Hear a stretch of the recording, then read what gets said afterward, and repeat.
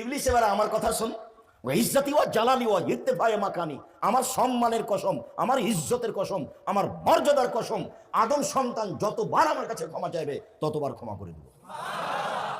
তাহলে আদম সন্তানের কাছে চাওয়া কাজটা থেকে গেল, মানে আস্তাগফিরুল্লাহ ওয়া আতুবু ইলাইহি বলা কাজটা থেকে গেল। আর কোন কোন সময় বলা হয়েছে আযাবুন আযীম, বড় শাস্তি। তো কঠিন শাস্তি, যন্ত্রণাদায়ক শাস্তি, বড় শাস্তি সবই কাছাকাছি, কিন্তু অপমানজনক শাস্তির যখন বিষয়টি এসেছে তখন এসেছে সাধারণত যেগুলি চক্ষু জোড়ানো পাপ, মন কলিজা ঠান্ডা করা পাপ, সেগুলো হলো গান বাজনা, বাদ্যযন্ত্র, ছবি, মূর্তি, দেখতে ভালো লাগে, নগ্ন মেয়ে, ল্যাংটা মেয়ে, যেগুলো মানুষ দেখতে চায়, মনের সাথে যেগুলো জড়িত। আর আল্লাহ বলেছেন ইন্নান নাফসা লাআম্মারাতুন বিসসুই, মানুষের মন, মানুষের আত্মা মানুষকে পাপের আদেশ করে। এটা হলো আত্মার কাজ, মানুষের মনের কাজ, পাপের আদেশ করে। কথা বলতেই আরেকটা হাদিস এসে মাথায় আঘাত করছে বারবার, সেইটা বলি, কেন পাপের আদেশ করে? তো যখন আল্লাহ তাআলা ইবলিসকে বললেন যে আদমকে তো সবাই সিজদা করলো, তুমি করলে না, তো তুমি আমার রহমত থেকে সরে যাও। বিতাড়িত, রাজিম মানে যাকে পাথর দিয়ে মেরে তাড়িয়ে দেওয়া হয়েছে। তখন ইবলিস বলছে যে ঠিক আছে, তাহলে আমাকে সময় দিতে হবে বেঁচে থাকার, ইলা ইয়াউমিল কিয়ামাহ, কিয়ামত পর্যন্ত। এটা হলো শয়তানের দাবি। তো শয়তানের দাবিতে আল্লাহ বললেন ইলা ওয়াক্তিম মালুম, কিয়ামত পর্যন্ত তোমার কথাটা আমি ওইভাবে নকল করলাম না, তবে আমি বলছি যে তোমাকে একটা সময় পর্যন্ত সময় দিলাম। তোমার ভাষাটা ছিল কিয়ামত পর্যন্ত, আমি ওই ভাষা নকল করলাম না। আল্লাহ বলছে, আমি বলছি ইলা ওয়াক্তিম মালুম, একটা সময় পর্যন্ত দিলাম। যেমন সময় দেওয়া শেষ হয়েছে তখন শয়তান বলছে রব্বি, ও আমার প্রতিপালক। ওর আরবি ভাষার পণ্ডিত, ও হলো 14 ইলমের পড়া, সব বিদ্যা আছে তার কাছে। রব্বি, হে আমার প্রতিপালক, ইজ্জাতে ক জালালেকা, তোমার মর্যাদার কসম, তোমার ইজ্জতের কসম, তোমার সম্মানের কসম, আমি তোমার সম্মানের কসম করে বলছি, লাউবিয়ান্নাল ইনসানা মা দামাত আরওয়াহুম ফি আসাদিহিম, আদমের ছেলেমেয়ের দেহে যতক্ষণ পর্যন্ত শ্বাস থাকবে আমি তাকে ভ্রান্ত পথে নিয়ে যাবই যাবই যাবই। এটা আমার জিদ। আমি একাই জাহান্নামে যাব? আদমের ছেলেমেয়েরা কিভাবে জান্নাতে যায় সেটা আমি দেখে ছেড়ে দেব। আপনাকে জাহান্নামে নিয়ে যাবে এ মর্মে খোলা মাঠে শত্রু হিসাবে একবারে প্রচন্ড জিদ নিয়ে অপেক্ষা করছে ফেরাউন, না অপেক্ষা করছে শয়তান। আপনাকে সে ভুল পথে নিয়ে যাবেই। তো সবচেয়ে বেশি কাজে লাগাচ্ছে আপনার মনটা, অন্তরটাকে। সকালে একরকম ছিল, বিকেলে আরেক রকম হয়ে গেছে। আর আরেকটা সুবিধা হচ্ছে তার, যে পৃথিবীতে যারা সংখ্যায় বেশি তারা জাহান্নামে যাবে এটাও ভালোভাবে জানে। তারা হলো ইহুদি, তারা হলো খ্রিস্টান, তারা হলো ইহুদি, তারা হলো খ্রিস্টান। তো ইহুদি জাহান্নামে যাবে, কাজে শয়তানের ওখানে কোনো কাজ নেই। খ্রিস্টান জাহান্নামে যাবে, কাজে শয়তানের ওখানে কোনো কাজ নেই। তাহলে পৃথিবীর তো বহু মানুষ চলে গেল, প্রায় 3 ভাগের 2 ভাগ। তারপরে হিন্দু জাহান্নামে যাবে, এটাও খুব ভালোভাবে জানে, তো সেখানেও তার কাজ নেই।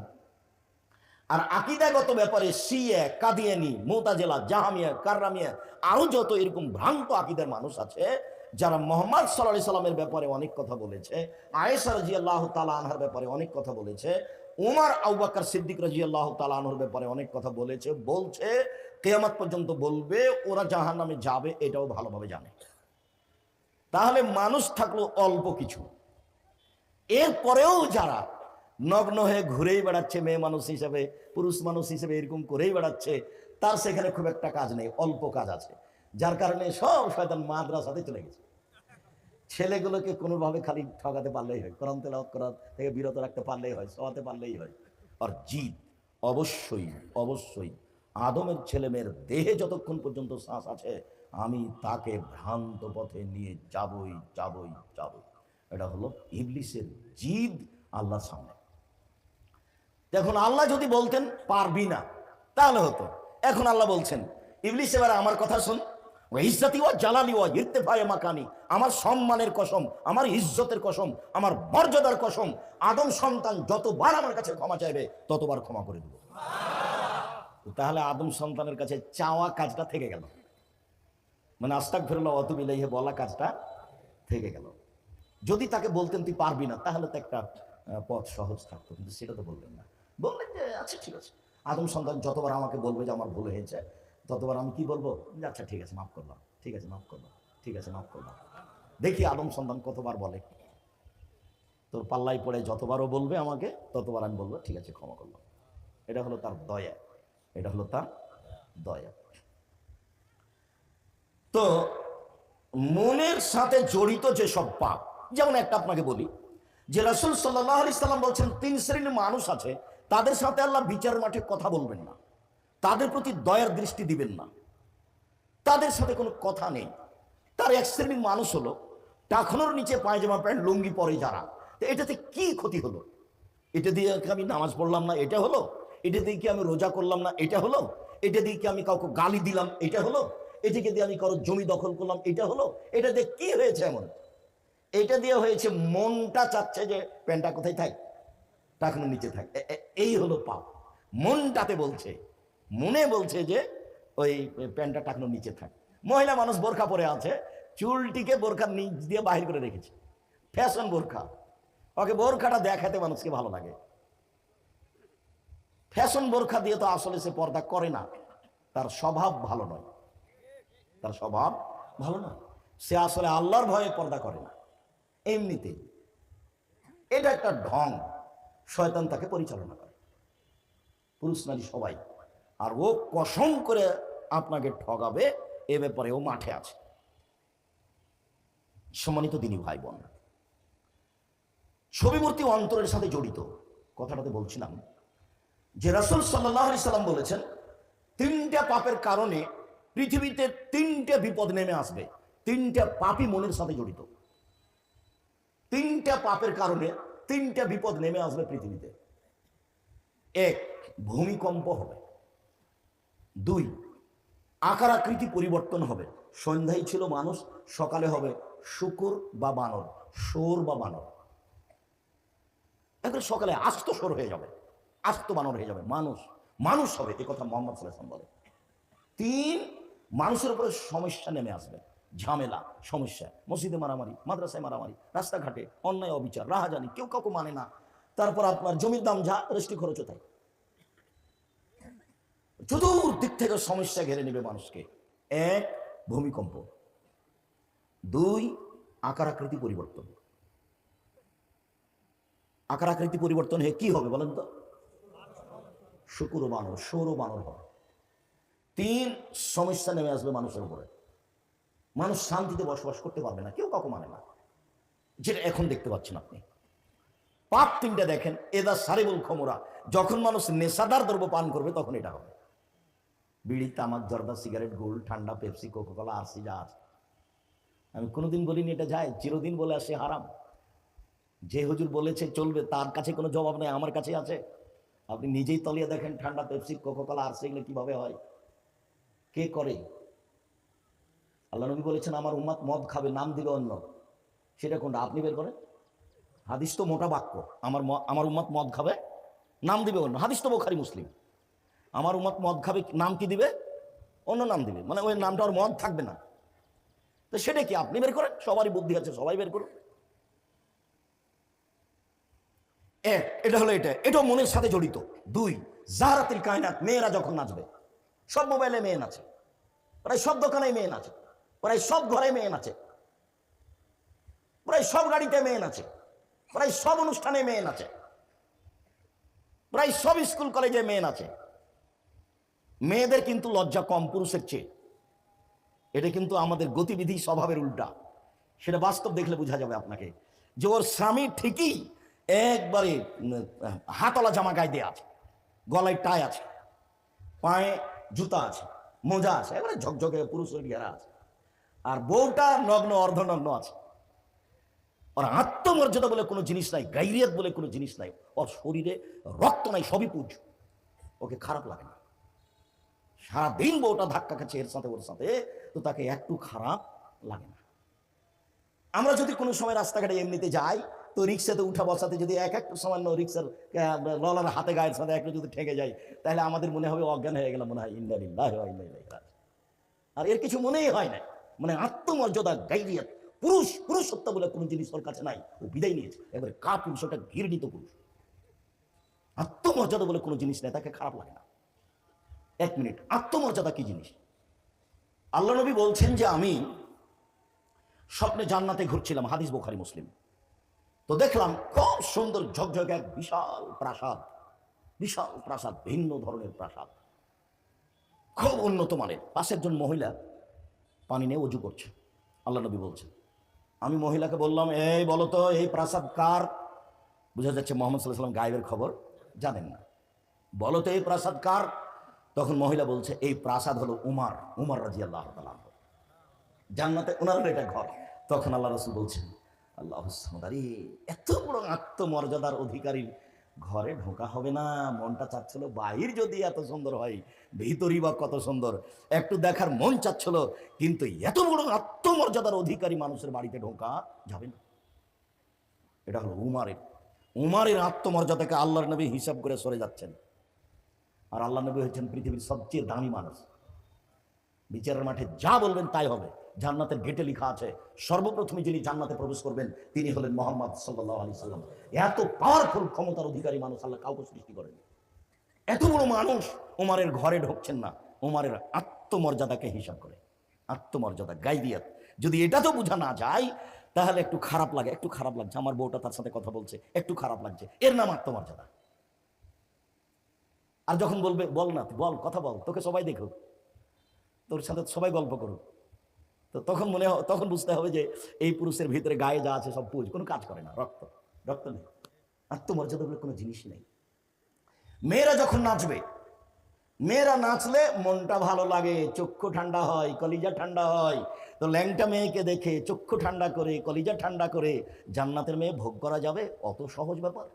জান্নাতের মেয়েদের ব্যাপারে আল্লাহ চ্যালেঞ্জ করে বলেছেন, জান্নাতের মেয়েদেরকে মানুষ কোনোদিন স্পর্শ করেনি, জান্নাতের মেয়েদেরকে জিন কোনোদিন স্পর্শ করেনি। ওদের মাথার চুল হলো কোঁকড়া কোঁকড়া, কুচকুচে কালো, ওদের চক্ষু হলো লম্বা লম্বা, টানা টানা, ডাগর ডাগর। ওরা ভিন্ন রূপ চেহারার মানুষ।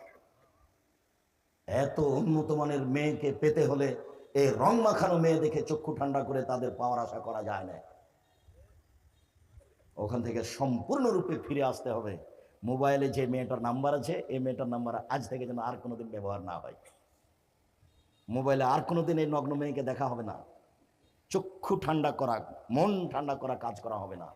তো ওরা আল্লাহকে কষ্ট দেয়, ওরা নবীকে কষ্ট দেয়, তো আল্লাহ বলছেন ওদের উপরে অভিশাপ। তারপরে আল্লাহ বলছেন ওদের জন্য অপমানজনক শাস্তির ব্যবস্থা করা হয়েছে। অপমানজনক শাস্তি, লোকটা অন্যায় করেছে, 10 জুতা লাগাও, এটা হলো একটা শাস্তি। লোকটা অন্যায় করেছে, ওকে মাটিতে থুতু ফেলে চেটে নিতে বলো, এটা একটা শাস্তি। এটা হলো অপমান। তো জাহান্নামে দিবে মানুষকে অপমানজনক শাস্তিতে। তো ওরাই যারা মন মতো চলেছে, মনের সাথে চলে, যারা মনের সাথে, মন যেটা চাই সেটা করে। তো ছবি মূর্তি একটা মন মতো চলা কাজ, সুন্দর করে অ্যালবামে ছবি রেখেছে, এটা হলো মনে চাই, রাখি, এরার সাথে ছবি উঠাতে চাই। বিমানবন্দরে যখন আমি ঢুকি, তো কোনো কোনো মহিলা, কোনো কোনো পুরুষ এইভাবে অনুরোধ করে, একটা আমার ছেলের সাথে ছবি দেন ভাইজান, একটা আমার ছেলেটাকে আপনার পাশে ধরে একটা ছবি দিন। আমি জি না, এ কাজ আমি করি না। মিডিয়াতে যেটুকু আসছে এইটুকুর জবাব কি হবে আমি নিশ্চিত নই। কথা বুঝতে পারেননি? তবু আমি নরম হয়ে, এই জন্য যে বিদেশে যখন আমি যাই, যে কোনো বিমানবন্দরে, যে কোনো দেশে, সৌদি আরব, কুয়েত, কাতার, বাহরাইন, আপনার মালয়েশিয়া, মিশর, ওমান, আবুধাবি, লন্ডন, এসব দেশে গেলে এক্সিডেন্ট মানুষ দৌড়িয়ে আসে। তখন তারা বলে যে আমরা ইউটিউবে আপনার বক্তব্য শুনেছি, ওভাবে আপনাকে চিনি, আমরা এভাবে বাড়ি পরিবর্তন করেছি, এভাবে দাড়ি বড় করে দিয়েছি, 5 ওয়াক্ত সালাত আদায় করি। তখন আমি মনে করি যে আমি যতটুকু মানুষের কাছে খোলাখুলি মাঠে যেতে পেরেছি, মিডিয়া তার চেয়ে বেশি গেছে, মিডিয়া তার চেয়ে বেশি গেছে। তখন আমি এটা থেকে পিছিয়ে উঠে গেছি যে আচ্ছা ঠিক আছে, যারা বক্তব্য এভাবে ভিডিও করে ধরছে তারা ধরুক। তখন আমি নরম হয়েছি। এরপরে আমার সবসময় ধোঁকা কাজ করে যে এর ফলাফল শেষ পর্যন্ত কি হবে। দেখেন, আমি আপনার সামনে নকল করছি, অবাক হবেন আপনি। আবু তালহা রাদিয়াল্লাহু তাআলা আনহু বলেন, রাসূল সাল্লাল্লাহু আলাইহি ওয়াসাল্লাম বলেছেন, লা তাদখুলুল মালাইকাতু বাইতান ফীহি কালবুন ওয়া তাসাবিহ। যেই ঘরে ছবি মূর্তি থাকে, কুকুর থাকে, সেই ঘরে ফেরেশতা প্রবেশ করেন না, যেটা আপনাদের আগে থেকেই জানা আছে। ছবি মূর্তি থাকে সেই ঘরে ফেরেশতা প্রবেশ করেন না, কুকুর থাকলে ফেরেশতা প্রবেশ করেন না, তাহলে এই বাড়িতে রহমত থেকে খালি থাকে। চলেন, আব্দুল্লাহ ইবনে মাসউদ রাদিয়াল্লাহু তাআলা আনহু বলেন, রাসূল সাল্লাল্লাহু আলাইহি ওয়াসাল্লাম বলেছেন, ইন্না আশাদ্দা আযাবিন ইয়াউমাল কিয়ামাল মুসাব্বিরুনা। যারা ছবি মূর্তি তৈরি করে, ছবি তোলে, ছবি উঠায়, বিচার মাঠে এদের শাস্তি সবচেয়ে বেশি কঠিন। এই ভাষা অন্য কোনো পাপীর জন্য বলেন। জেনা করেছে, জাহান্নামে যাবে, তওবা করলে ক্ষমা হবে, এটাও তোবার অন্তর্ভুক্ত। চুরি করেছে, জাহান্নামে যাবে। মদ খাই, জাহান্নামে যাবে। কিন্তু সবচেয়ে কঠিন শাস্তি এই ভাষা উল্লেখ হয়নি। যারা ছবি মূর্তি তৈরি করে, অঙ্কন করে, উঠায়, এর সাথে ভালোবাসা রাখে, এদের সবচেয়ে বেশি কঠিন শাস্তি হবে, এই কথা মুহাম্মদ সাল্লাল্লাহু আলাইহি ওয়াসাল্লাম বলেন। হাদিস বুখারী মুসলিম। এই ছেলেরা, ওই যে রাস্তায় মানুষগুলো হাঁটাহাঁটি করছে, এই জায়গাটা ক্লিয়ার করো। যারা এ পাড়ার ছেলে দায়িত্ব পালন করছো, কোনো জায়গাতে আপনি দাঁড়িয়ে, যদি জায়গা না থাকে সেটা ভিন্ন কথা, দাঁড়িয়ে থেকে আপনি বক্তব্য শুনতে পাবেন না। আমি আপনার জন্য এসেছি, আর আজকে খুব কষ্ট করে এসেছি। মানে আমার মন মানসে ওটা মোটেই চাচ্ছিল না। আমি দিনাজপুর থেকে ঢাকা গেছি। ঢাকায় কত কাজ শেষ করার পরে জুমার খুতবা দিয়েছি। জুমার খুতবার পরে যে কত বৈঠক হলো, তারপরে গেছি আপনার এতে রাজবাড়ি ফরিদপুর। ওখানে বক্তব্য শেষে সকালে আমি যা প্রতিষ্ঠানে পৌঁছেছি রাজশাহী। প্রতিষ্ঠানে পৌঁছে ক্লাস নিয়েছি, তারপরে আরও কি কত মিটিং, সেগুলো শেষ করে আমার মনটা চাচ্ছিল না যে আমি আসি। পরিবেশ আমার অনুকূলে হয় না, যেহেতু আপনাদের সাথে ওয়াদা করা হয়েছে, তাই আমি চলে এসেছি। আপনি রাস্তায় হাঁটবেন, এটা আমি গ্রহণ করব, এটা আমি পছন্দ করি না, আমি আপনার জন্য এসেছি। আপনাকে আমি ভালোবাসি, আমি আপনার জন্য এসেছি। দয়া করে আপনি আমাকে কোনো কাজ দেখায়েন না। অল্প সময় ভদ্রতা বজায় রেখে সব কাজ ত্যাগ করে কিছু কথা শোনেন, আপনার কিছু না কিছু আমি উপকার করবই করব ইনশাআল্লাহ। ওই হাদিসের তিনটা কথার মধ্যে দুইটা বলে তিনটে নম্বরটা ছেড়ে এসেছে, চট করে মাথায় ধরে ছোট বলে আসে, আবার এখানে আসছে ইনশাআল্লাহ। তিনটা পাপের কারণে তিনটা বিপদ নেমে আসবে, কথাটা শেষ হয়নি। তিনটা পাপের কারণে তিনটা বিপদ নেমে আসবে। তার এক নম্বর পাপ তো নেশাদার দ্রব্য পান করবে মানুষ। দুই নম্বর পাপ হলো মেয়েরা নাচবে। আর তিন নম্বর পাপ হলো যখন বাদ্যযন্ত্র প্রকাশ পাবে। বাদ্যযন্ত্র, সব মোবাইলে বাজনা বাজে, প্রায় সব দোকানেই বাজনা বাজে, প্রায় সব বাড়িতে বাজনা বাজে, প্রায় সব গাড়িতেই বাজনা বাজে, প্রায় সব বিবাহের অনুষ্ঠানে বাজনা বাজে। এই তিনটা পাপ যেখানে চালু থাকবে, সেখানে মানুষের উপরে তিনটা বিপদ নেমে আসবে। বিপদ তিনটা মনে করে নেন ভালোভাবে। একটা হলো ভূমিকম্প, একটা হলো আকার আকৃতি পরিবর্তন, আর একটা হলো সমস্যা, ঝামেলা। কোন কাজ করে শান্তি পাওয়া যাবে না, জমি জায়গা চাষ করে শান্তি পাওয়া যাবে না। একটা মসজিদ করব, থাকবো, বসবাস, সালাত আদায় করবো, করে শান্তি পাওয়া যাবে না। ঝামেলা খালি লেগেই আছে, একটার পর একটা, শান্তি পাওয়া যাবে না, সমস্যা নেমে আসবে। এই হলো তিনটা বিপদ। আর পাপ তিনটা হলো, এক, বিড়ি, তামাক, জর্দা, সিগারেট, এগুলো নেশাদার দ্রব্য। পেপসি, ঠান্ডা, কোকা-কোলা, আরসি, জাহাজ, নেশাদার দ্রব্য। এবা, গাঁজা, হিরোইন, জাহাজ, সব মিলে একটা। আর আরেকটা হলো মেয়েরা যখন নাচবে। প্রতিষ্ঠান চলে না মেয়ে নাচানো ছাড়া। মেয়েরা যখন নাচবে। তিন, যখন বাদ্যযন্ত্র প্রকাশ পাবে। মনে থাকবে না সিরিয়াল? মনে থাকার কথা, কেননা অল্প কথা তো। একা একাই বসে থাকলে দেখবেন, আর এমন ভাবে শক্ত মেজাজে উমারের মতো গড়ে উঠবেন, যে কোনো মূল্যে বাজনা ঠেকাবেন, যে কোনো মূল্যে, যে কোনো মূল্যে বাদ্যযন্ত্র ঠেকাবেন। কই আমাদের তো বাড়িতে চলে না, আমাদের তো প্রতিষ্ঠানে চলে না, আমরা তো আছি। করোনাকে আমি 0 সমানও দাম দিনি, 5 পয়সাও দাম দিনি করোনাকে, আমি তো বেঁচে আছি। বিমানে যখন আমাকে জোর করে বলতে লাগলো মাস্ক পরেন, দেখো আমি ধৈর্য ধারণ করো, যে মাস্ক পরেন, ধৈর্য ধারণ করো, বলে মাস্ক আপনি পরেন। তখন আমি বললাম যে তোমার চাকরিতেই থাকা ঠিক নয়। যখন আমি উঠি তখন তুমি দেখতে পাওনি যে আমার মুখে মাস্ক নেই, তুমি তখন নামিয়ে দিতে পারোনি। তোমাকে যে চাকরি দিয়েছে সেই ভুল করেছে। তুমি আমাকে এখন চাপ দিচ্ছ কেন? আমি তো বিমান, আমি তো মাস্ক দিয়ে ভাগ্য বাড়াবো না, আমি মাস্ক দিয়ে ভাগ্য বাড়াবো না। আমি একবার দিনের মতো বিশ্বাস করি রাসূলের ওই বাক্যকে, পৃথিবী সৃষ্টির 50,000 বছর পূর্বে মানুষের ভাগ্য লিখা হয়েছে। সেই দিন যদি করোনা লিখা হয়ে থাকে, আজকে ঠেকানোর কোনো পথ নেই। সেই দিন যদি লিখা না হয়ে থাকে, আজকে ওটা হবে না। বরং লিখা হয়ে থাকলে কেটে দেওয়ার দুটা পথ আছে। একটা পথ, মানুষের সাথে ভালো আচরণ করলে আল্লাহ কেটে দিবে। আর একটা পথ, দোয়া করলে কেটে দেবে। দিন রাত দোয়া করেন আল্লাহর কাছে, কান্নাকাটি করে।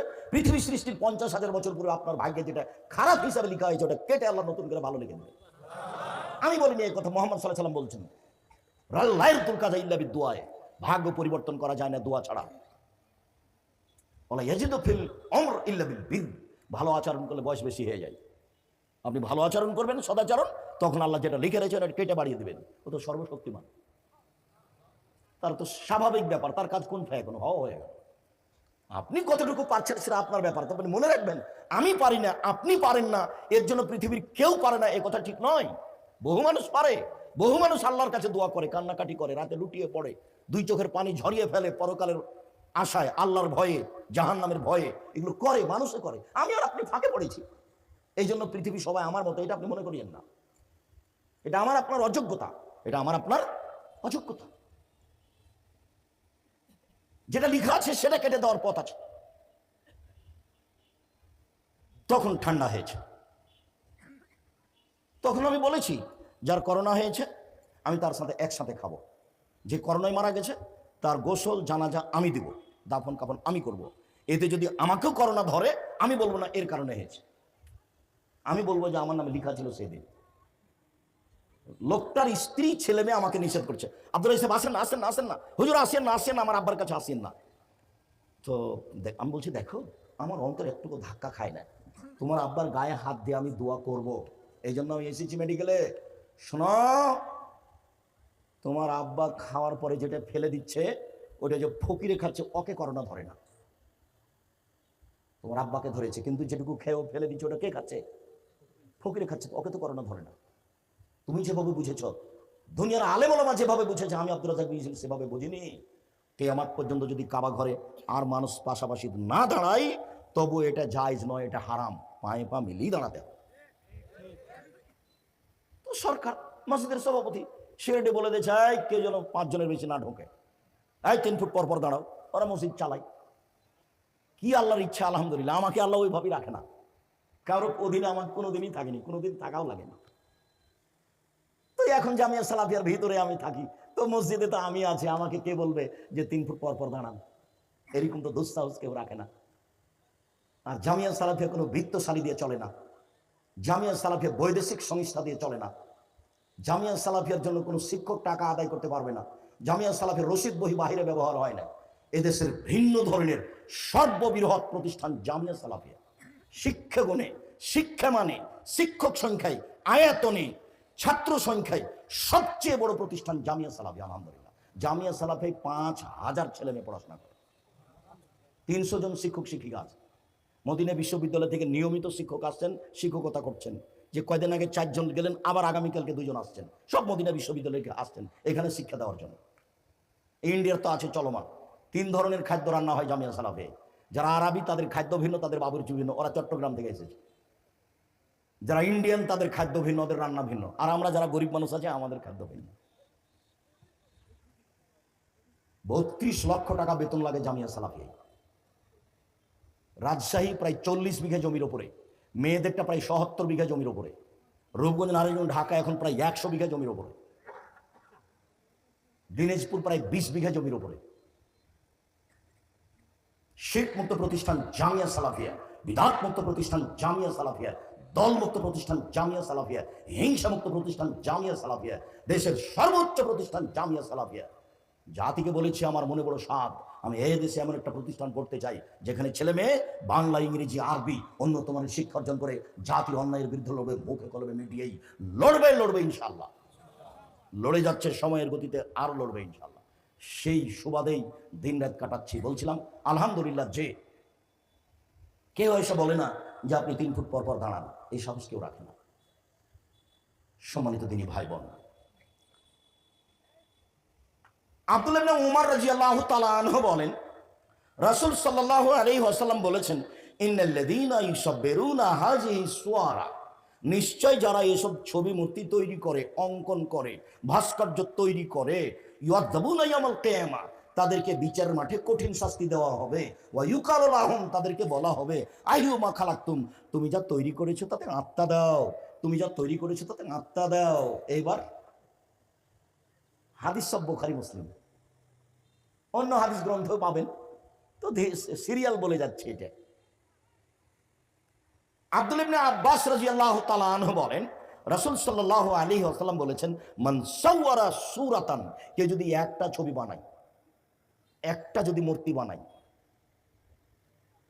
উযবা, তাকে পিটানো হবে, কুল্লেফা, তাকে বাধ্য করা হবে, আইয়ান ফোখা ফিহা, আত্মা দিতে, ও লাইসা বিনাফিক, আত্মা দিতে পারবে না।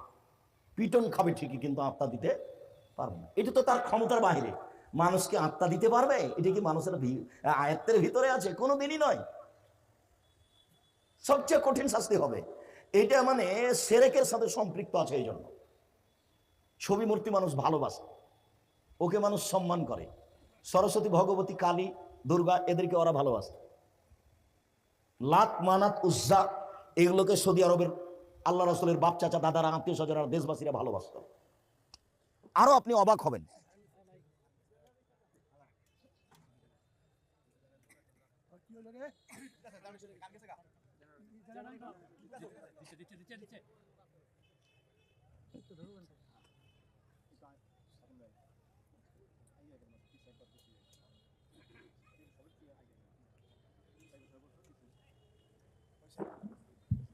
জি, তো রাসূল সাল্লাল্লাহু আলাইহি ওয়াসাল্লাম বললেন পিটানো হবে এবং আত্মা দিতে বলা হবে, কিন্তু সে আত্মা দিতে পারবে না। এটা তো তার কাজ নয়।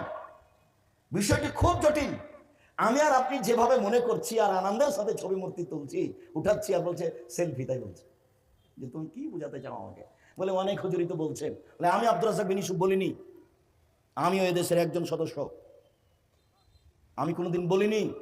আর আমি, আমার একটা দৃঢ়তা আছে, আলহামদুলিল্লাহ। আমি হাদিস কোরআন বুঝি ভাঙাচোরা, আমার দৃঢ়তা কাজ করে। আমি শিক্ষক, কোরআন হাদিস পড়াই, হাদিস তাফসীর পড়াই, ফতোয়া আমি লিখি, আমার দৃঢ়তা কাজ করে। আমি হুমসি খেলে আপনার সামনে এসে দাঁড়াইনি। কাজেই আরেকজন কি বললো সেটা শুনে আমি থেমে যাব, এরকম গতিবিধি আমার ভিতরে আসেনি।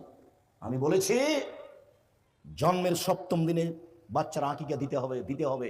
চাঁপাইনবাবগঞ্জের ভাষা তো আর বাপকে দিতে হবে, ভিক্ষা করে দিতে হবে। আকিকার সাথে কুরবানির কোনো সম্পর্ক নাই। আকিকার সাথে কুরবানির কোনো সম্পর্ক নেই। এটা হলো বাপের জিম্মেদারি, আর এটা হলো নেকির কাজ। কুরবানি কিনতে গেছে বাজারে, চোখ দেখো রে ঠিক আছে কিনা, কান দেখো রে ঠিক আছে কিনা, পা দেখো রে ঠিক আছে কিনা, খুর দেখো রে ঠিক আছে কিনা, লেজ দেখো রে ঠিক আছে কিনা, আরে ঝকঝকি কিনা দেখো, মোটা তাজা কিনা দেখো, সব হাদিসের অনুকূলে দেখে দেখে একবারে ঝকঝকে কিনতে হবে। এ কথা আল্লাহর নবী বলেন, মুহাম্মদ সাল্লাল্লাহু আলাইহি ওয়াসাল্লাম। সেটা নেকির ব্যাপার, সেটা হলো নেকির ব্যাপার। যেসব মাধ্যমে বড় নেকি হয়, সহজে জান্নাত পাওয়া যায়, তার একটা বড় মাধ্যম হলো কি? কুরবানি। তার একটা বড় মাধ্যম হলো কুরবানি। আপনি হুমসি খেলি স্বার্থে কুরবানি দিচ্ছেন, সেটা আপনার ব্যাপার। আপনি একটা বড় কিছু ধরতে পারলেন না, সেটা আপনার ব্যাপার, ব্যর্থতা আপনার। টাকা বেশি আছে উঠ দেন, টাকা কম আছে গরু দেন, টাকা কম আছে খাসি দেন, টাকা কম আছে ছাগি দেন, টাকা কম আছে ভেড়া ভেড়ি দেন। আপনি ওভাবে নিজের মতো করতে গেলেন, বলুন কে বলেছে চলবে না, ভাগে এই অত দূরে যাচ্ছেন কেন? আপনি এটাকে সহজ জিনিস মনে করেন। কুরবানি হলো একটা বড় নেকির কাজ, কথা বুঝাতে পারিনি। আর আকিকা কি? ওর বাপকে দিতে হবে। চাঁপাইনবাবগঞ্জ 7 দিনের দিন ওকে তো দিতে হবে, ওর বাপকে দিতে হবে, ভিক্ষা করে দিবে, ওটা জিম্মেদারি। বলে এত প্রচলন ছিল না, দেয়নি সেটা ভিন্ন কথা, দিতে হবে। আকিকার সাথে বাচ্চাটাকে লাগানো হয়েছে, ঝুলন্ত আছে, ওটাকে পৃথক করতে হবে আকিকা দিয়ে। 7 দিনের দিন ছাগলটা জবে করতে হবে, কানা হোক, ন্যাংরা হোক, খোড়া হোক, 2 মাসের হোক, 2 বছরের হোক, তাতে আসে যায় না। কথা বুঝাতে পারিনি। একটা জানে বেঁচে আছে এরকম ছাগল হতে হবে, দুম্বা হতে হবে, ভেড়া ভেড়ি হতে হবে, জানে বেঁচে আছে, কানা খোড়া ন্যাংরা যাই হোক না কেন, জবে করতে হবে, বাচ্চার নাম রাখতে হবে, মাথা নেড়ে করতে হবে। ডাক্তার নিষেধ করেছে, সারা দেশের সব ডাক্তার যদি নিষেধ করে তবুও হবে না। মুহাম্মদ সাল্লাল্লাহু আলাইহি ওয়াসাল্লাম বলেছেন 7ম দিনে কি করতে হবে? মাথা নেড়ে করতে হবে। চুল সমপরিমাণ হিসাব করে রূপা সমপরিমাণ টাকা দান করে দিতে হবে ফকির মিসকিনকে। এটা পিতার জিম্মেদারি। অনেকে অনেক কথা বলছে, আমি কোনোদিন ফিরে আসিনি, বলছে 14 দিনে চলে, 21 দিনে চলে, জীবনে একদিন চলে, কত কি বলে। হুজুরে বলছে, কে বলছে চলবে না? চলবে তো। তা আমি বলছি বলতে দেন। আমি বলিনি কোনোদিন, আমি কোনোদিন বলিনি। আমি এসব ছবি মূর্তির সাথে একমত নই। আয়েশা রাদিয়াল্লাহু তাআলা আনহা বলেন, লাম ইয়াকুন ফি বাইতিহি শাইয়ান ফিহা আসসূরা আও তামাসিল ইল্লা নাকাদাহু। আল্লাহর নবী বাড়িতে ঢুকলেই যখন কোনো কিছুতে দেখতেন ছবি মূর্তি, এটা হলো পাত্রে, জিনিসে। যেমন আপনার স্ত্রী একটা তরকারির বাটি কিনেছে, সেটা হলো কাতল মাছ। আপনার স্ত্রী একটা আয়না কিনেছে, সেটা হলো রুই মাছ। আপনার স্ত্রী প্লেট কিনেছে, সেটা চিংড়ি মাছ আছে। আপনি একটা পট কিনেছেন আপনার ছোট বাচ্চার পেশাব পায়খানার জন্য, সেটা হলো ঘোড়া। তা আমাদের বাসাতে তো এই ঘোড়াটা 3 মিনিট থাকতে পাবে না। হয় এটা ফেরত দিব, না এটা ভেঙে দিব, না এটা ফেলে দিব, না হয় মাথাটা কেটে দিব। তা আপনার বাড়িতে মাস মাস আছে, বছর বছর আছে, আপনি একবারে খাঁটি আহলে হাদিস। এমপি আমাকে বলছে, আব্দুর রাজ্জাক সাহেব আপনি যে আমাকে বলছেন ছবি মূর্তি নামাতে হবে, আমি খাঁটি আহলে হাদিস। আমি দুঃখিত ভাইজান, আমি আপনার পাশে বসে কথা বলতে পারবো না। যেখানে ছবি মূর্তি আছে আমি সেখানে বসি না। তো আপনার যদি এটা নামানো সরানো সম্ভব না হয় তো আমি গেলাম, আসসালামু আলাইকুম। আমি এটা করি না, আপনাকে আমি কষ্ট দিতে আসিনি। আমি রংপুরে এক প্রোগ্রামে গেছি, আমি কোনো মৌলানার নাম উল্লেখ করছি না। তো দেখি মৌলানা সাহেব বসে আছেন, ওটা হয়তো যারা নেতৃত্ব দেয় তাদের ঘর, হয়তো চতুর্দিকে খালি ছবি মূর্তি সাজানো আছে। তো আমি দরজায় গিয়ে দাঁড়িয়ে বলছি, আসসালামু আলাইকুম ভাইজান, আপনি এখানে ইন্নালিল্লাহ, আরে ছবি মূর্তিতে ভর্তি আছে, আপনি এখানে বসে আছেন। তখন বলছে, আরে আব্দুর রাজ্জাক সাহেব আপনি ছোট ভাই মহাদ্দেশ মানুষ, আপনি তো এবার বলবেন। মানে ভাইজান আমি এখানে বসতে পারবো না। এই ছেলেরা কে আছো, রিক্সা কোথায় নিয়ে আসো, আমি ফিরে যাব। আমি তখনই ফিরে যাব। ওর কাছ থেকে টাকা নিতে হবে, বক্তব্য দিতে হবে, এইটা আমার মাথায় ধরে না কোনো সময়। টাকা ওকে দিব, আল্লাহ ব্যবস্থা করে রেখেছে। খাটো 1 মিনিটের জন্য আল্লাহ করেনি। তখন তাড়াতাড়ি বলছে, আচ্ছা ঠিক আছে ঠিক আছে, অন্য জায়গাতে নিয়ে যাচ্ছে, অন্য জায়গাতে নিয়ে গেল। ফরিদপুরে দেখি মৌলানা সাহেব বসে আছেন, ঝকঝক খাওয়া দাওয়ার ব্যবস্থা, অনেক বড় বাড়ি, ধনী মানুষ। তো আমি দরজায় ঢুকেছি, দেখছি ভেন্টিলেটর, বুঝেন আপনারা, ঘরের যে উপরে ওটাতে সবই ঘোড়া ঘোড়া। তখন আমি বলছি, ভাইজান আমি আপনার ঘরে বসতে পারবো না। কেন? এগুলো ভেন্টিলেটরে ঘোড়া তৈরি করা আছে, সেই জন্য কি করতে হবে, ভেঙে দিতে হবে। ঠিক আছে তাই হলো, একটা ভেন্টিলেটর রাখবো না, সব ভেঙে দিলাম। ভেঙে দেন, আমি বসছি, সব ভেঙে দিলাম, বসলাম। কতদিন এরকম ঘটেছে, ঘরে শুইতে দিয়েছে, সেই খাট হচ্ছে কি আছে, ময়ূর ময়ূর ময়ূর। বলছি, ভাইজান আপনি মনে কিছু নিয়েন না, আমি ঘরে থাকবো না। কেন? এই যে ময়ূর কি করতে হবে, কেটে দিতে হবে। তো কিভাবে কাটবো? দা দিয়ে কোপ দিয়ে কেটে ফেলে দেন। ও দা দিয়ে কোপ দিয়ে কেটে ফেলেছে, তারপরে আজকে ওই হাদিসও আসবে ইনশাআল্লাহ। আল্লাহর নবী বাড়িতে ঢুকে যা কিছু এরকম থাকতো, প্লেট হোক, বাটি হোক, আপনার কোনো জিনিস শোকে যে কাঁকড়া হোক, আর যা কিছু হোক, ইল্লের নাকাজা হোক, তাকে একবারে ভেঙে চৌচির খান খান করে দিতেন। আপনি আজকে বাড়িতে ঢোকার পরে, আপনি আপনার কথাই বলছি, আপনাকে বলছি, এখন বাড়িতে ঢুকে যদি আপনার পটটা আজকেও থেকে যায়, বাচ্চার পটটা, তাহলে আপনি আসলেই মুনাফিক, বক্তব্যের সাথে মুনাফিকি করেন, যেটা আমি চাই। আপনাকে আমি ভালোবাসি, এটাই ঠিক। পটটার মাথাটা আপনি কেটে দিবেন, এটাই ঠিক। আপনি বাজারে গিয়ে বাচ্চার জন্য কিনে নিয়ে এসেছেন, ওগুলো কি জামা কাপড় গেঞ্জি, তাতে খালি আছে কার্টনে ভর্তি। তা আমি তো এটা কিনবো না, যদি কিনি তাহলে কার্টনের ছবি আগে উঠাতে হবে। আপনার ছেলে একটা গেঞ্জি গায়ে দেওয়া আছে, সেই গেঞ্জির পিছনে লেখা আছে 10, আর 10 দেখতে কিছু সময় শেষ, বা কারো ছবি।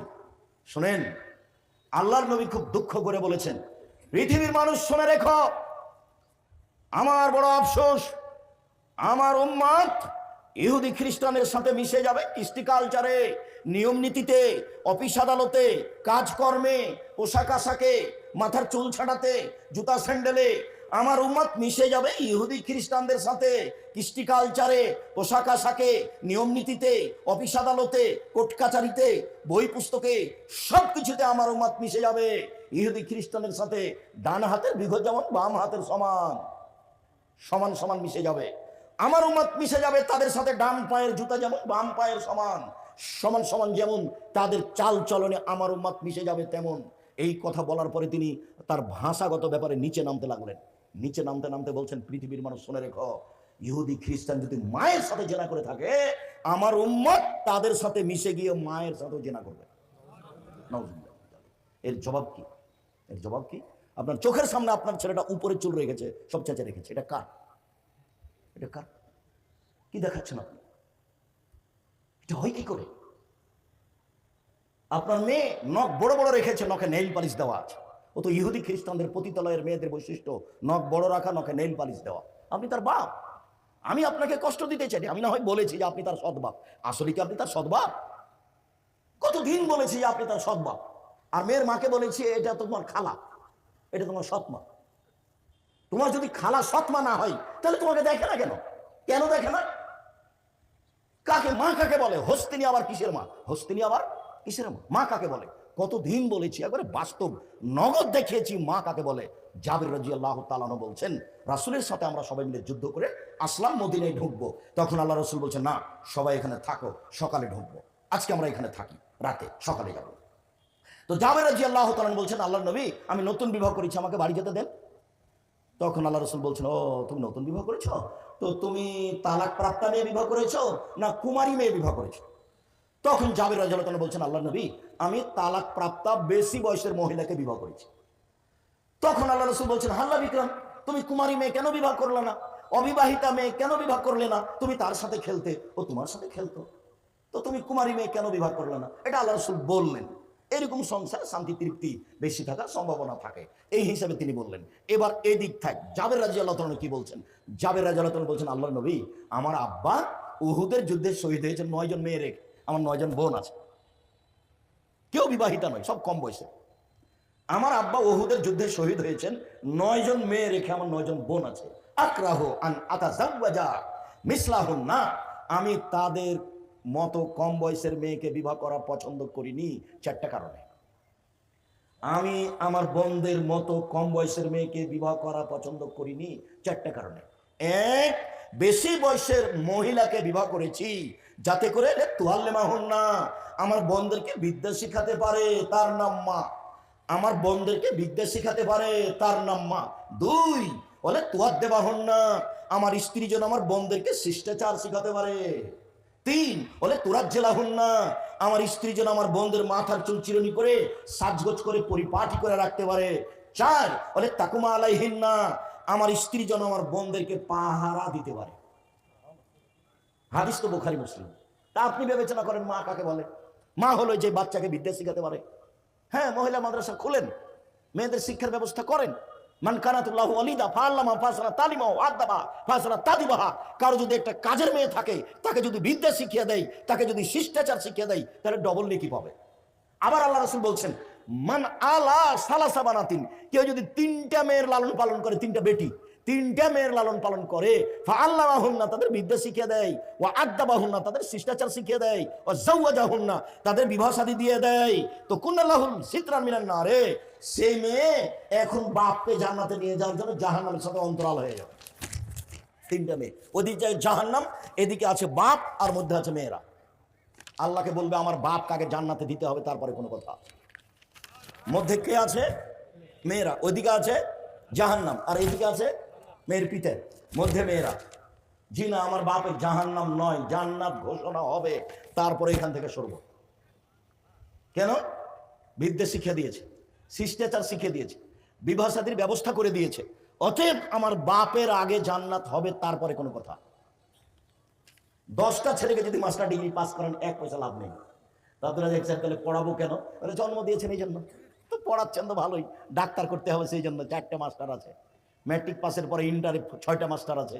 বিশ্ববিদ্যালয়ে চান্স পেতেই হবে। বড়রা, আপনার কত পরিকল্পনা, কত সুন্দর। ঠিক আছে, আমি আপনার পরিকল্পনার নিন্দা করিনি, ভালো পরিকল্পনার নিন্দা করিনি, ভালো। তা আপনাদের গ্রামের ছেলেটা খুব মেধাবী, লন্ডন থেকে পড়ে এসেছে, পিজি হাসপাতালের বড় ডাক্তার, 3 লক্ষ টাকা বেতন। তো সেদিন আপনাদের গ্রামের বাড়িতে আসলো, তো ছেলেটা গাড়ি থেকে নামলো, তো দেখলাম যে কোট গায়ে আছে, গলায় টাই আছে, প্যান্টটা টাকানোর নিচে আছে, হাতে সিগারেট আছে, দাড়ি চাঁচা আছে। তো বৌমা নামলো একটু পরে গাড়ি থেকে, ঢাকা থেকে এসেছে, গায়ে হালকা হালকা কাপড় আছে। এবার মেয়ে গাড়ি থেকে নামলো, তেমন গায়ে কাপড় নেই। দেখি গাড়ির পিছন দিকে কুকুর আছে। এবার আপনার 4 সাবজেক্ট 60 সাবজেক্টে প্রাইভেট পড়ালেন, মেয়েকে ছেলেকে পড়ানোর জন্য বড় ডাক্তার, ফলাফলে কি? আবার শুনবেন আপনি সবচেয়ে খারাপটা, যেই কোম্পানি তাকে টাকা দেয়, প্রেসক্রিপশনের ওষুধ তারই কোম্পানি লিখে, হতে সবচেয়ে খারাপ ওষুধ ওটা। একে দিয়ে আপনি কি করলেন? টাকা পয়সা আপনার কোথায় গেল? ভুল বুঝিয়েন না, ঘটনাটা বাস্তব, ব্যতিক্রম দিয়ে একজন, এটা ভিন্ন কথা। সম্মানিত দিনী ভাই বোন, এই ছেলে, তোমরা খুব সতর্ক থাকো, এই জায়গায় যেন কেউ চলাচল না করতে পারে। আমরা মানুষের বিরক্তির আগেই কথা শেষ করবো ইনশাআল্লাহ। এক, মা মেয়েকে ছেলেকে বিদ্যা শিখাবে। দুই, শিষ্টাচার শিখাবে। এবার আপনি বলেন, মেয়েটার নখ বড় আছে, নখে নেইল পালিশ আছে, এটা কোন শিষ্টাচার? এটা কোন শিষ্টাচার? মেয়ের ভুরু চতুর্দিক থেকে লোম উঠিয়ে চিকন করে রেখেছে, এটা কোন শিষ্টাচার? দাঁত ছিলে পরিষ্কার করে রেখেছে, এটা কোন শিষ্টাচার? সামনের চুল কেটে ছোট করে রেখেছে, এটা কোন শিষ্টাচার? ওর বাপ নাই, ওর মা নাই, ওর মা হলো হস্তিনী, ওকে বলেছি তুমি ওকে খালা বলে ডাকো, নাহলে সৎমা বলে ডাকো। মা কাকে বলে? মা মানে বাচ্চাকে যখন জামাটা পরাবে তখন ডান হাত আগে ঢোকাবে, যখন স্যান্ডেলটা পরাবে তখন ডান পায়ের স্যান্ডেল আগে পরাবে। আম্মু ডান কাতে সও, শিষ্টাচার। আম্মু পেশাবখানাতে পায়খানায় যাওয়ার সময় দোয়া পড়ো, বের হওয়ার সময় দোয়া পড়ো। আম্মু রাস্তার এক পাশ দিয়ে যাবা, আম্মু সালাম দিয়ে ঢোকবা, আম্মু আমাদেরকে সালাম দিয়ে যাও, এর নাম শিষ্টাচার। শিষ্টাচার কি জিনিস? শিষ্টাচার কি কোনো খাওয়ার জিনিস? শিষ্টাচার ইসলামী নিয়ম নীতি। আম্মু ডান হাতে ধরো, পানি খাচ্ছ, ডান হাতে ধরো, ডান হাতে ধরো। আপনি অবাক হবেন, একটা 1 মিনিট ঘটনা নকল করি। আব্দুর রহিম আমার ছোট ছেলে, যেটা মিশরে পড়াশোনা করতো, তো ও ফিলিস্তিনি গাজাবাসীদের সহযোগিতা করবে, যারা মিশরে এসে আছে তাদের জন্য। তো অনেক মহিলা পুরুষ এসেছে, প্রায় সবাই মাস্টার ডিগ্রি পাস মানুষ, কার স্বামী নাই, কার ছেলে নাই, কার কি নাই, এরকম ভাবে সব। তো আমি এখন ওদের সাহায্যগুলো দিচ্ছি হাতে ধরিয়ে, তো সবাই খালি বাম হাতে নিচ্ছে, সবাই বাম হাতে নিচ্ছে। তো বন্ধ করলাম, 5 মিনিট আমি রাসূলের ডান হাতের হাদিসগুলো বক্তব্য শোনালাম, যে বাম হাত হলো পেশাব পায়খানার জন্য, পানি খরচ ছোঁচার জন্য, পানি খরচ করার জন্য বাম হাত, খারাপ ময়লা মাটির জন্য। ডান হলো তো পবিত্রতার জন্য, পানি খাওয়ার জন্য, ভালোর জন্য। বাম হাতে শয়তান খাই। আমি যখন বললাম তখন তারা এত বুঝলো, ওরা যে আসলে আরবি, আমার চেয়ে বেশি বুঝলো। এবার যখন আমি দিলাম তখন বাম হাতেই নিল। বলেন তো কেন? অভ্যাস, অভ্যাস। আমি যা বললাম আরবি, আমার চেয়ে তারা কি করলো? বেশি বুঝলো বলে আমি মনে করছি। কেন? আসলেই তারা আসল আরবি। তারা ফিলিস্তিনে যারা আছে, বাইতুল মুকাদ্দাসে যারা আছে, ওদের সব নবীর ওটা জায়গা আপনারা আব্দুল্লাহর বক্তব্য শুনেছেন, তারাই আসল আরবি। এখন আমি তো আরবি ভাষা বললাম, আল্লাহ রাসূলের কথাগুলি ও ভালো বুঝলো। একবার মুখের দিকে তাকে দেখছি ঝকঝকা বুঝলো। যখন আমি দিলাম তখন কি করলো? বাম হাতে নিল। আবার অবাক হয়ে গেল। অভ্যাস, মানুষ অভ্যাসের দাস, মানুষ অভ্যাসের দাস।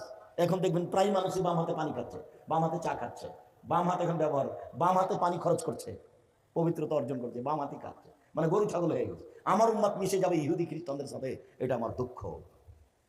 আয়েশা রাদিয়াল্লাহু তাআলা আনহা বলেন, কাদাবান নবী সাল্লাল্লাহু আলাইহি সাল্লাম ইন সাফারিন ওয়া সাতাত্তু কিরামান লি আলা সাহুয়াতিন লি। আল্লাহর নবী সফর থেকে বাড়িতে ঢুকলেন, আমি একটা পর্দার কাপড় আমার একটা দরজার জানালাতে এভাবে লাগিয়ে রেখেছি। তো ফিহা তাসালিব, তাদের ছিল ছবি মূর্তি। ফালামা রাহা রাসূলুল্লাহ সাল্লাল্লাহু আলাইহি সাল্লাম, আল্লাহ রাসূল তাকে দেখলেন, সুমা নাকাজাহু, তাকে ধরে ছিঁড়ে ফেলে দিলেন, টুকরা টুকরা করে দিলেন, আর বললেন, শোনো, আশাদ্দু আযাবিন ইয়াউমুল কিয়ামা আল্লাযীনা ইয়াদাহুনা বিখালকিল্লাহ, হ্যাঁ, যারা মানুষের সৃষ্টির সাদৃশ্য করে, যারা মানুষের সৃষ্টির সাদৃশ্য করে, ওদের বিচার মাঠে কঠিন শাস্তি হবে। তাহলে দুইটা কথা, আগের হাদিসে পাত্র পাতিলগত ব্যাপার, বস্তুগত ব্যাপারে যা থাকতো ছবি মূর্তি সব ভেঙে দিতেন। আর এবার কাপড়, পর্দা, গেঞ্জি, লুঙ্গি, আরো জামা কাপড়, পাঞ্জাবি, বিছানের চাদর, যা কিছু আছে ছবি মূর্তি হলো, সব কি করতে হবে? ছিঁড়ে ফেলে দিতে হবে, ওকে জ্বালিয়ে দিতে হবে। আয়েশা রাদিয়াল্লাহু, আব্দুল্লাহ ইবনে আব্বাস রাদিয়াল্লাহু তাআলা আনহু বলেন যে কানা কেরামুল্লি আয়েশা সাতারাত বেহি জানেবা বাইতেহা, আয়েশার একটা চাদর ছিল, সে চাদরটা তিনি দরজার ঘরের একদিকে ঝুলিয়েছিলেন। আল্লাহ নবী বলছেন, আয়েশা আমি তিয়ান্না কেরামাকে হাজা, তোমার এই চাদরটা আমার এখান থেকে সরাও। লা তাজালো তার যে তাসাবিরুনি তাসাবিরু, তার ছবি মূর্তি আমার সলাতের মধ্যে এসে আমার একাগ্রতা নষ্ট করছে, সরাও। আয়েশা এই কাপড়টা তুমি সরাও। তার মানে মসজিদে কেবলার দিকে কাবা ঘরের ছবির টাইলস লাগানো যাবে না। তার মানে মসজিদের সামনের দিকে মোবাইল ফোন বন্ধ করুন, এইটা লেখা যাবে না। তার মানে কেবলার দিকে ঘড়ি রাখা যাবে না, তার মানে নকশাপূর্ণ জায়নামাজ, মাদুর, কার্পেট থাকবে না। মসজিদের কার্পেট হবে এক কালার। মসজিদের পশ্চিম দিকে যা টাইলস আছে তা খুলে ফেলে দিতে হবে 24 ঘন্টায়। আহলে হাদিস হিসাবে মোহাম্মদ কি আল্লাহ মোহাম্মদ নেই না, এটা বুঝলাম, কিন্তু টাইলস লাগানো আছে রঙিন। আর ওই মেহরাবের দুই দিকে দেওয়া আছে কাবা ঘরের ছবি। টাইলস রাখা যাবে না, ভেঙে দিতে হবে, খুলে দিতে হবে, আগামীকাল সন্ধ্যা হতে হতে খুলে দিতে হবে। রংপুরে পদ্মবতীতে গিয়ে যেমন বলেছি, রংপুর, দিনাজপুর, লালমোহন, নীলফামারী, কুড়িগ্রাম, পঞ্চগড়, ঠাকুরগাঁ, গাইবান্ধা, এদের বৈশিষ্ট্য তিনটা দুর্বল। এক, ওরা বোনদেরকে জমি দেয় না, বাপ মরে গেছে বোনদের জমি দেয় না, ওটা টাঙ্গাইলে নেই, নেই বললেই চলে। দুই, ওরা যৌতুক নেই। তা আমি বলেছি ভিক্ষা করে খাও, যৌতুক জানিয়েছ আগামীকাল সন্ধ্যা হতে হতে ফেরত দিতে হবে। আর ছেলেটাকে বলে দিয়েছে, তোমার বাপকে বলে দিও, আব্বা ভাগ্য নিয়ে এসেছি, ছেড়ে আসেনি। আব্বা শোনেন, ভাগ্যে যদি জমিদারি থাকে জমিদারি করে খাবো, ভাগ্যে যদি ভিক্ষা করা থাকে ভিক্ষা করে খাবো, ফুফুর জমি খাবো না, ফুফুর জমি খাবো না। তখন বলেছি 15 শতক জমি দাদা রেখে মারা গেছে, তো তোমার বাপ নিবে 10 শতক আর তোমার ফুফু নিবে 5 শতক, তো তোমার বাপ সকালে নিবে আর তোমার ফুফু বিকেলে নিবে, এটা প্রমাণ করো দেখি। তখন বলছে যে না ওস্তাদ একসাথে নেবে। তো তোমার দাদা 10 বছর হলো মরা, এখন পর্যন্ত তোমার বাপ তোমার ফুফুকে জমি দেয়নি। তোমার ফুফুকে যদি আমি, তোমার বাপকে যদি আমি কুকুর শ্রীগালের চেয়ে খারাপ প্রমাণ করতে না পারি, জাতির সামনে বক্তব্য দিব না। বুঝেও বুঝে না ওরা, অন্তর আছে বুঝে না, দেখেও দেখে না ওরা, চক্ষু আছে দেখে না, শোনেও শোনে না ওরা, কান আছে শোনে না। উলাইকা কাল আনাম, তারা পশু প্রাণীর মতো, তারা গরু ছাগলের মতো, তারা কুকুর শ্রীগালের মতো, বালু মাজাল বরং তার চেয়ে খারাপ। ওকে কুকুর শ্রীগাল বলছেন না, আল্লাহ বলছেন কুকুর শ্রীগালের মতো, আর শেষে বলছেন তার চেয়ে খারাপ। আর একটা হলো রংপুর, দিনাজপুর, লালমনিরহাট মানে হলো এই সাতক্ষীরার মতো। সাতক্ষীরার মতো মানে ওইদিকে একটা ঘর এইদিকে একটা ঘর, মধ্যে গরুর গাড়ির রাস্তা। এটা আবার বাড়ি হয় কিভাবে নাকি ভাইজান? বাড়ি তো চতুর্দিক ঘেরা থাকবে, একটা দরজা থাকবে। গরিব মানুষ চটছালা দিয়ে ঘেরা আছে, ধনী মানুষ ইট দিয়ে ঘেরা আছে, একটা দরজা আছে। তার স্ত্রী যখন রাতে ঘুমাতে যাবে তখন বিসমিল্লাহ বলে দরজাটা বন্ধ করে দিবে, শয়তান ভোর পর্যন্ত এর ভিতরে আসতে পারবে না। ওটা আল্লাহ নবী বলেছেন, হাদিস বুখারী মুসলিম। বলে গরিব মানুষ একটা চট ঝোলানো আছে, একটা চাদর ঝোলানো আছে, তো তার স্ত্রী ঘুমানোর পূর্বে ওই চটের নিচে মাঝার উপরে একটু খড়ি, কাঠ খড়ি, বিসমিল্লাহ এ বলে রেখে দিয়েছে। সকাল পর্যন্ত এই দরজা দিয়ে শয়তান প্রবেশ করতে পারবে না। হাদিস বুখারী মুসলিম। তো দরজাই তো নাই, ফাঁকা জায়গা। বলছে আব্দুল রাজ্জাক সাহেব টাঙ্গাইলেও এমন আছে, কে জানি থাকতেও পারে, তাও আমার ধারণা অত দুর্বল নয়, ওইদিকে দুর্বল ধারণা। যদি এমনটা থাকে 24 ঘন্টার মধ্যে তা ঠিক করতে হবে, চটছালা দিয়ে বাড়ি ঘেরতে হবে। ধনী মানুষ ইট দিয়ে ঘেরে, আরো ভালো করে ঘেরে, এইভাবে সংসার হবে না। আমি চাদর ঝুলিয়ে রেখেছি, আল্লাহ নবী বলেন সরাও, এটা সরাও, আমার সলাতের একাগ্রতা নষ্ট হচ্ছে। আল্লাহু আকবার বলেই কেবলার দিকে দেওয়ালে লেখা আছে মোবাইল ফোন বন্ধ করুন, কাউকে বলা লাগবে না, এমনি পড়বে, খালি দেখলেই মোবাইল ফোন বন্ধ করুন, একবারে পরিষ্কার থাকবে, কোনো কিছু চলবে না। আয়েশা রাদিয়াল্লাহু তাআলা আনহা বলেন, ইন্নামা ইশতারাইতু নুমরাকাতান, আমি আয়েশা একটা চাদর কিনেছিলাম, ফিহা সূরা, তাতে ছিল ছবি। ফালামা রাআ রাসূলুল্লাহ সাল্লাল্লাহু আলাইহি সাল্লাম কামাল আল বাবে, আল্লাহ রাসূল একদা বাড়িতে ঢুকছিলেন, তিনি এই ছবিটা দেখে দরজায় দাঁড়িয়ে গেলেন। কয়েকটা হাদিস, তিনি ছবিটা দেখে দরজায় দাঁড়িয়ে গেলেন। আমি বললাম আমানতু বিল্লাহি ওয়া রাসূলিহি আইয়ু জামবিন আযামাত, আমি আল্লাহকে মানি, আমি রাসূলকে মানি, বলেন তো আমি কি পাপ করেছি, আপনি ভেতরে ঢুকছেন না কেন? তখন আল্লাহ রাসূল বলছেন মা হাযিহি নুমরাকা, এই চাদরটা তুমি কেন কিনেছো?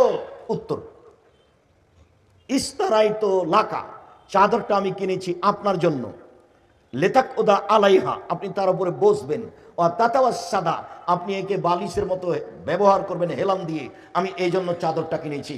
তাহলে স্বামীকে না বলে স্ত্রী কিছু কিনতে পারে, হাদিস বুখারী মুসলিম। ভালোবাসার তাগিদেই আপনার জন্য কিনেছি। তখন আল্লাহ রাসূল বলছেন আয়েশা শোনো, আসাদ্দু আযাবিন ইয়াউমাল কিয়ামা আল্লাযীনা ইউসাব্বিরুনা, বিচারের মাঠে সবচেয়ে কঠিন শাস্তি হবে ওদের যারা ছবি মূর্তি তৈরি করে। এক, আয়েশা শোনো, ওই কারণে আইহুমা খালাকতুম, যারা ছবি মূর্তি তৈরি করে তাদেরকে বিচারের মাঠে একে আত্মা দিতে বাধ্য করা হবে পিটিয়ে। আয়েশা শোনো, যেই ঘরে ছবি মূর্তি থাকে সেই ঘরে ফেরেশতা প্রবেশ করেন না। একটা না তিনটা কথা বললেন।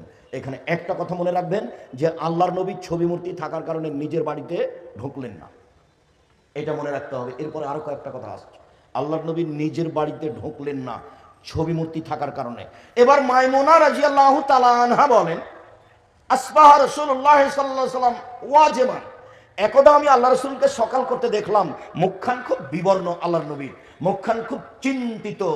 আমি বললাম, আল্লাহর নবী, লাকাদ ইস্তানকারতু হায়াতাকা মুনজুলিয়ান, সকাল থেকে সারাদিন মুখখান চিন্তিত দেখছি, ঘটনা কি বলেন তো আল্লাহর নবী, আপনি এত চিন্তিত কেন, কি হয়েছে? এবার আল্লাহ রাসূল উত্তরে বলছেন, শোনো মাইমুনা, ইন্না জিবরাইলা কানা ওয়াদানি আইয়াল কানি আল্লাহ লাকা ফালাম ইয়ালকানি আমা ওয়াল্লাহি মা খলাফানি।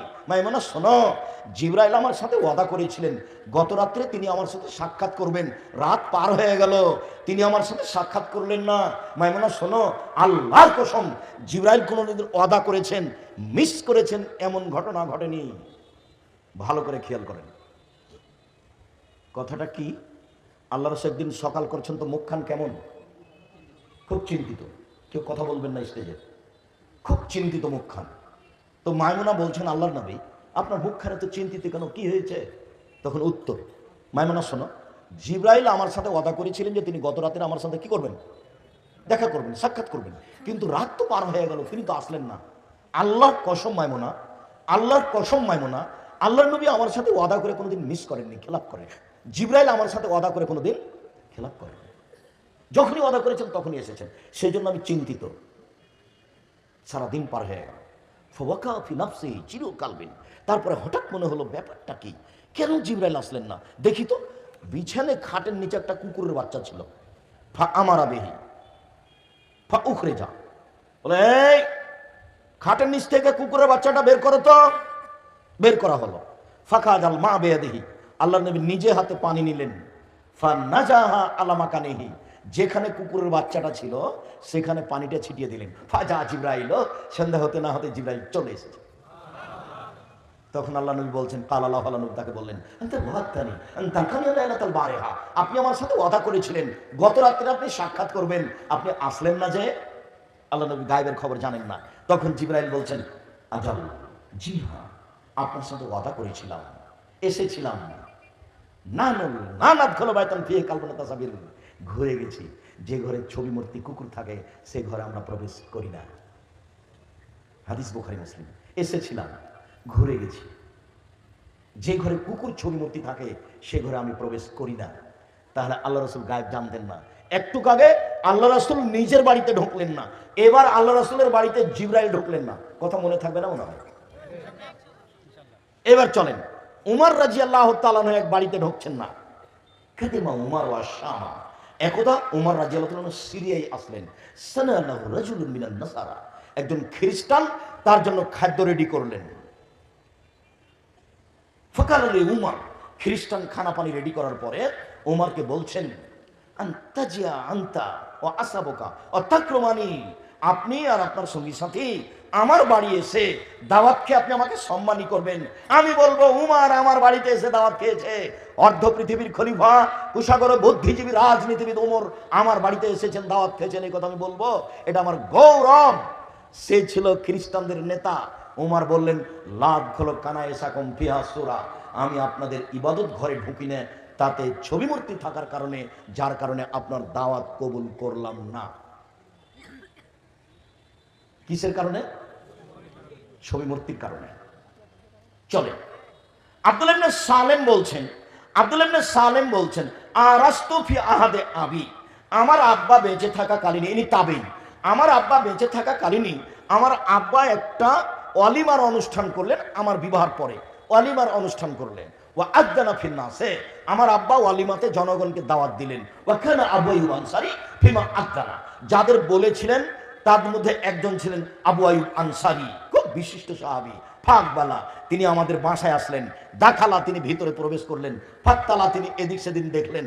দেখলেন যে কাদ সতেরা বাইতি বেনেজাদিন আখজারা, আমাদের বাড়িটা সবুজ চাদর দিয়ে সাজানো হয়েছে।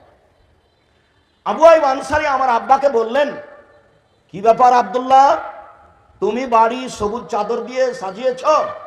তো আমার আব্বা লজ্জা লজ্জা করে বললেন, আর কিছু বলিয়েন না, মহিলারা আমার আমার প্রতি জয়ী হয়েছে, মহিলারা জোর করে বাড়ি সাজিয়েছে।